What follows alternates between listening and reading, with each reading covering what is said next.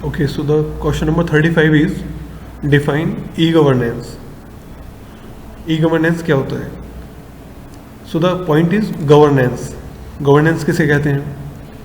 The work done by the government is the governance. Okay. लेकिन जब उसी work को गवर्नमेंट इलेक्ट्रॉनिक फॉर्म में करती है तो उसे कहते हैं ई गवर्नेंस और you can say electronic governance. So the e-governance is equals to work done by the government electrically is known as the e-governance. Now the question is e-governance के क्या benefits हैं? तो सबसे पहला जो बेनिफिट है वो है कि ई-गवर्नेंस की हेल्प से डेमोक्रेसी को और ज़्यादा मजबूत किया जाता है. ओके. ई-गवर्नेंस जो होती है वो दो चीज़ों को बहुत ज़्यादा इफेक्ट करती है. एक तो है service delivery and second one is exchange of information. Okay. अब ये सर्विस डिलीवरी क्या है? सर्विस डिलीवरी का मीनिंग है, देखिए फार्मर्स की कंडीशन कैसी है इंडिया में ये सभी को पता है. अब उन फार्मर्स की कंडीशन को बेटर करने के लिए टाइम टू टाइम गवर्नमेंट कुछ फंड रिलीज करती है. जब ई गवर्नेंस नहीं था तो उस टाइम पर भी फार्मर्स को फंड प्रोवाइड किए जाते थे, लेकिन वो फंड ऑफलाइन प्रोवाइड किए जाते थे तो कुछ फार्मर्स को मिल पाते थे और कुछ फार्मर्स को नहीं मिल पाते थे. तो गवर्नमेंट उस टाइम पर भी सर्विस देना चाहती थी, लेकिन कुछ रिसीव करते थे और कुछ रिसीव नहीं करते थे. लेकिन आज के टाइम से जब ई गवर्नेंस स्टार्ट हो चुका है तब फार्मर्स के जो अकाउंट्स हैं वो ओपन कराए गए हैं. जनधन योजना आपने सुना ही होगा, उसमें सभी जो गरीब हैं, जो पुअर फार्मर्स हैं, उन सभी के अकाउंट्स जीरो बैलेंस से स्टार्ट कराए गए थे. और सिर्फ फार्मर्स ही नहीं, देश में जो भी BPL below poverty line peoples हैं उन सभी के अकाउंट्स ओपन कराए गए थे. और गवर्नमेंट जो भी हेल्प इन पुअर फार्मर्स की या फिर पुअर पीपल्स की करना चाहती है वो डायरेक्ट बेनिफिट स्कीम की हेल्प से उन पुअर पीपल्स के अकाउंट में डायरेक्ट फंड ट्रांसफर कर देती है. तो बीच में किसी भी मीडिएटर का वर्क नहीं रह जाता है. तो ये जो सर्विस डिलीवरी जो पहले भी ऑफलाइन हुआ करती थी, अब उसको ऑनलाइन करने के बाद जो ये सर्विस डिलीवरी है ये ज़्यादा इफेक्टिव बन चुकी है. तो इसी को हम कहते हैं ई गवर्नेंस. ई गवर्नेंस में जो सबसे मेन चीज़ आती है वो है सर्विस डिलीवरी. तो ये डायरेक्ट बेनिफिट स्कीम जो है इसकी हेल्प से सर्विस डिलीवरी को और ज़्यादा फास्ट किया गया है. Second one is exchange of information. E governance exchange of information को भी और ज़्यादा पावरफुल करती है. अब ये कैसे करती है? देखिए कोई सा भी डिपार्टमेंट है उसमें कुछ उसका जो वर्क होता है उसमें कुछ ना कुछ खामियां भी होती हैं, कुछ ना कुछ प्रॉब्लम्स भी होती हैं. तो उन प्रॉब्लम्स से रिलेटेड कंप्लेंट उस डिपार्टमेंट को मिल पाए तो उसके लिए उन डिपार्टमेंट्स की वेबसाइट बना दी गई है. जैसे अगर इनकम टैक्स आपको पे करना है तो इनकम टैक्स की आपको वेबसाइट मिल जाएगी. अगर आपको आधार कार्ड बनवाना है, अपना ऑनलाइन चेक करना है स्टेटस उसका, तो उसके लिए भी आपको आधार कार्ड से रिलेटेड वेबसाइट मिल जाएगी. अगर आपको किसी एफआईआर करनी है तो एफआईआर करने के लिए भी आपको ऑनलाइन पुलिस की जो वेबसाइट है वहां जाकर आप लोग इंफॉर्मेशन ले भी सकते हैं और वहां पर एफआईआर को लॉन्च भी कर सकते हैं, फाइल भी कर सकते हैं एफआईआर को. तो ये जो चीजें होती हैं इसे कहते हैं एक्सचेंज ऑफ इंफॉर्मेशन. गवर्नमेंट को अगर आपको कुछ भी बताना होगा अपनी स्कीम के बारे में तो वो अपनी वेबसाइट पर लॉन्च कर देते हैं उस इंफॉर्मेशन को.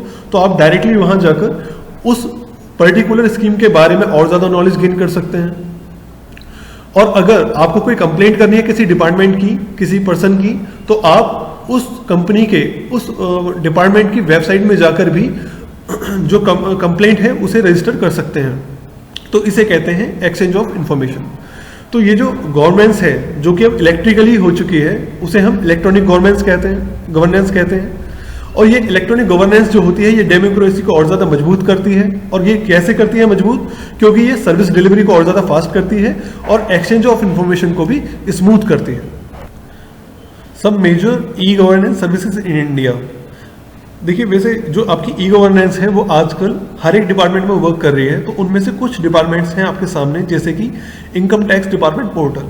तो अगर आपको आज के टाइम पर अपनी ITR फाइल करनी है, इनकम टैक्स रिटर्न फाइल करना है, तो आप इनकम टैक्स डिपार्टमेंट की जो वेबसाइट है वहाँ जाकर उसको ITR को फाइल कर सकते हैं। इसके अलावा नेक्स्ट है ई कोर्ट सर्विसेज। तो जो भी हमारे इंडिया में जो भी जुडिशियल सर्विसेज हैं, उसमें चाहे हाई कोर्ट है या सुप्रीम कोर्ट है, वो सभी आपको एक ई गवर्नेंस प्रोवाइड करते हैं, जिसमें आप अपने जो भी आपका कोर्ट में जो केस चल रहा है उसका स्टेटस ऑनलाइन चेक कर सकते हैं।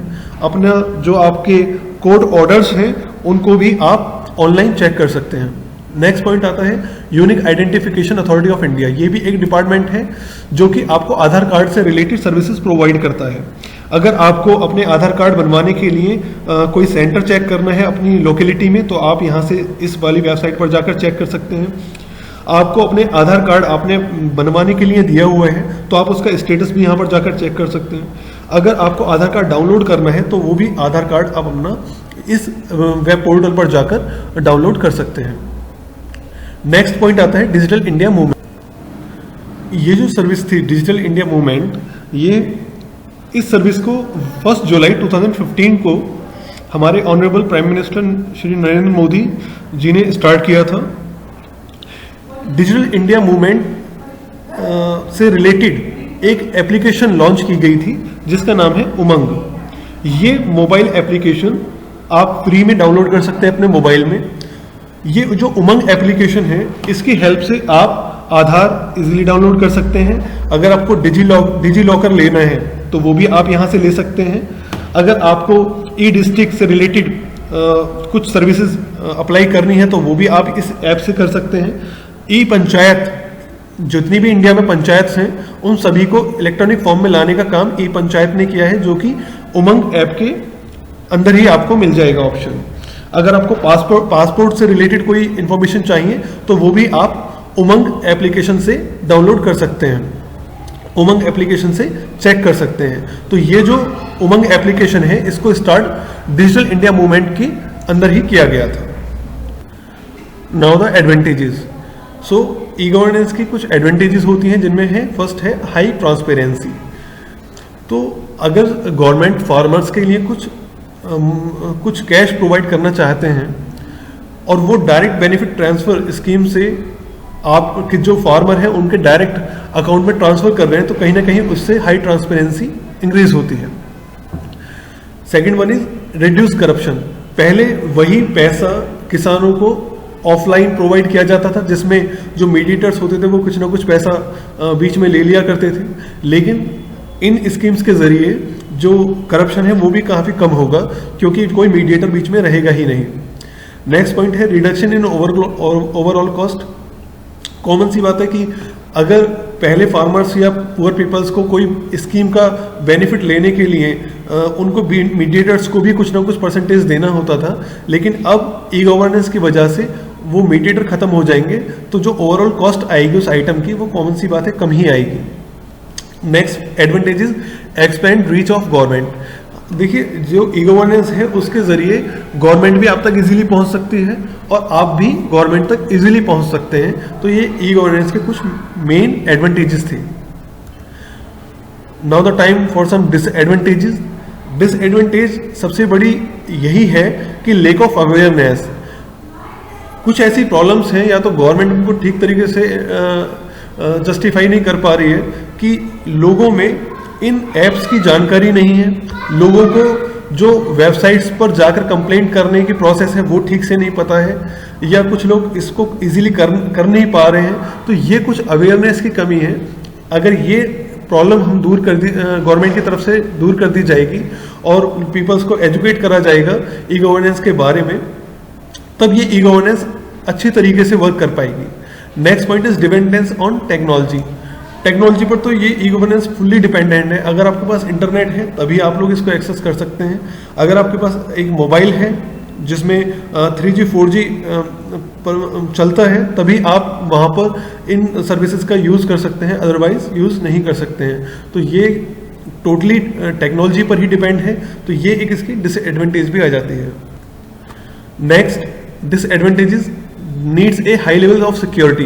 देखिए आज के टाइम पर आप कोई भी पेमेंट करते हैं ऑनलाइन, तो अगर जिस भी प्लेटफॉर्म को आप यूज़ कर रहे हैं, चाहे वो पेटीएम है या फिर किसी भी बैंक की नेट बैंकिंग है, और अगर वो platform high level security use नहीं कर रहा है, तो कॉमन सी बात है कि जो आपका पैसा है, जो आपकी मनी है, जो भी आप ट्रांसफ़र कर रहे हैं, वो एक रिस्क पर ही ट्रैवल हो रहा है।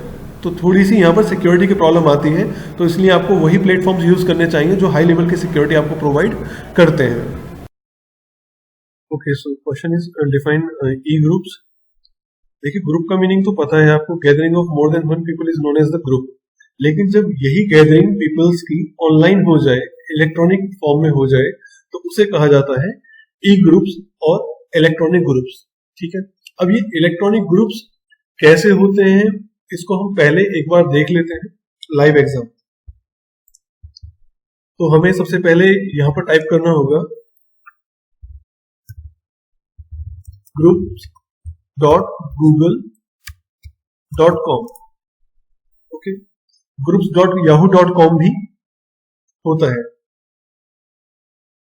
तो जैसे ही हम यहाँ पर इसको एक्सेस करते हैं, तो हमारी जो आईडी है उससे लॉगिन होकर ये ग्रुप्स से रिलेटेड एक वेब पेज ओपन हो जाता है आपको। अभी देखिए, मेरे यहाँ पर कोई भी ग्रुप नहीं बना हुआ है, लेकिन मैं चाहता हूँ यहाँ पर ग्रुप क्रिएट करना, तो उसके लिए मैं यहाँ पर क्रिएट ग्रुप पर जाऊंगा। ग्रुप नेम जो भी मुझे देना है, और ग्रुप के लिए कोई ईमेल मुझे एक्सेस करना है, तो वो मैं यहाँ से कर सकता हूँ। ओके, ग्रुप का डिस्क्रिप्शन ऐसा ही होता है जैसे आप लोग व्हाट्सएप पर अपना कोई नेम के नीचे कोई टैगलाइन दे देते हैं, तो ठीक है, इस तरीके से आप कुछ भी यहाँ पर दे सकते हैं।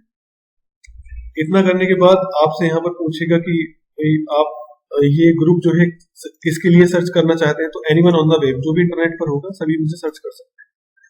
And who can join this group, anyone can ask और एनीवन कैन ज्वाइन, कोई भी इसको ज्वाइन कर सकता है। इतना करने के बाद नेक्स्ट करेंगे आप। ग्रुप मेंबर्स, अगर आप खुद के कोई ईमेल आईडी यहाँ पर लिखना चाहते हैं तो लिख दीजिए।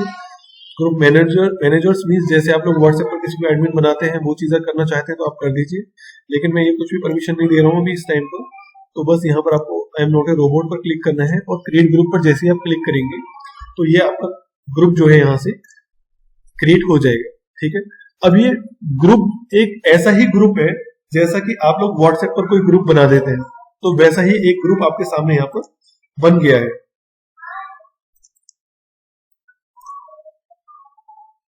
ओके, ये एक ऐसा ही ग्रुप आपके सामने क्रिएट हो गया है जैसा कि आप लोग व्हाट्सएप पर एक ग्रुप क्रिएट कर देते हैं। लेकिन इस अभी यहाँ पर इसमें कुछ भी नहीं है, लेकिन ये जो ग्रुप होता है और व्हाट्सएप का जो ग्रुप होता है, इनमें एक डिफरेंस होता है कि यहाँ पर जो ग्रुप आपने क्रिएट किया है उसमें आप मैसेज, फोटो एल्बम्स वगैरह शेयर कर सकते हैं और टेक्स्ट को ऐड कर सकते हैं। लेकिन जो व्हाट्सएप ग्रुप होता है वहां पर आप लोग फोटो एल्बम्स, पिक्चर्स और टेक्स्ट भी एंड ऑडियो एंड वीडियो भी शेयर कर सकते हैं। लेकिन यहाँ पर मैं फोटोज एंड फोटो एल्बम्स और टेक्स्ट को आप शेयर कर सकते हैं किसी के भी साथ। इसमें एक और चीज होती है कि यहाँ पर आप लोग ऑनलाइन शो नहीं होते, आप लोग को जो भी डिस्कशन करना है आप बस मैसेज कर दीजिए, दूसरा जब उसको देखेगा उस टाइम पर वो वहां पर उसका रिप्लाई कर देगा। लेकिन व्हाट्सएप ग्रुप में क्या होता है कि आप लोग ऑनलाइन भी हेड टू हेड चैटिंग कर सकते हैं, तो यहाँ पर ये इसके कुछ ड्रॉबैक्स है। ठीक है, अब डेफिनेशन पर आ जाते हैं। Electronic group is a virtual meeting place for individuals who share the common interest. तो जो भी लोग एक ही इंटरेस्ट के होते हैं वो आपके ग्रुप्स को ज्वाइन कर सकते हैं। तो जो भी आपका टाइटल है, जो अगर आप पॉलिटिक्स से को लाइक करते हैं तो आप ग्रुप बनाएंगे पॉलिटिक्स से रिलेटेड। तो जो भी आपके फ्रेंड्स हैं, जो भी अननोन पर्संस हैं, जिनको भी पॉलिटिक्स में इंटरेस्ट है, वो आपके ग्रुप को ज्वाइन कर सकते हैं। Okay, they can share information, वो इंफॉर्मेशन शेयर कर सकते हैं। लेकिन कौन सी information? Message and photo albums, मैसेज और फोटो एल्बम्स को वो शेयर कर सकते हैं on the topic of their interest. So वो लोग पॉलिटिक्स से रिलेटेड अगर कोई मैसेज है, कोई फोटो एल्बम्स है, तो उन सब चीजों को यहाँ पर शेयर कर सकते हैं। An e group offers a specific amount of space for uploading and downloading files. तो यहाँ पर एक लिमिटेड आपको स्पेस प्रोवाइड किया जाता है, कुछ भी आप यहाँ पर अपलोड कर सकते हैं और डाउनलोड कर सकते हैं, लेकिन इन लिमिटेड कैपेसिटी में। ओके, इसके एग्जाम्पल हैं जैसे groups.yahoo.com, groups.google.com। तो मैंने ये आपको रन करके दिखा दिया है। अब ई ग्रुप्स के कुछ एडवांटेजेस होते हैं। वो क्या एडवांटेजेस हैं? जैसे कि e groups are accessible any time and anywhere. तो आप किसी भी लोकेशन में हो, किसी भी कंट्री में हो, डे में हो और नाइट में हो, कभी भी आप इस ग्रुप को एक्सेस कर सकते हैं। Next point, e groups discussions are stored for a long time. तो जो भी आपने कन्वर्सेशन की है अपने ग्रुप मेंबर्स के साथ, वो काफी लंबे टाइम तक आपके इस ग्रुप में स्टोर रहती है। डिसएडवांटेजेस क्या होती है? Discussion in an e group is not live. जैसे आप लोग व्हाट्सएप पर लाइव चैटिंग कर लेते हैं, तो वो चीज यहाँ पर अवेलेबल नहीं है। Without text no other form of communication such as audio video is facilitated. अगर आपको किसी से बात करनी है तो टेक्स्ट के अलावा और कोई ऑडियो वीडियो का यहाँ पर चांस नहीं होता है। तो ये थी डिफाइन ये ई ग्रुप्स।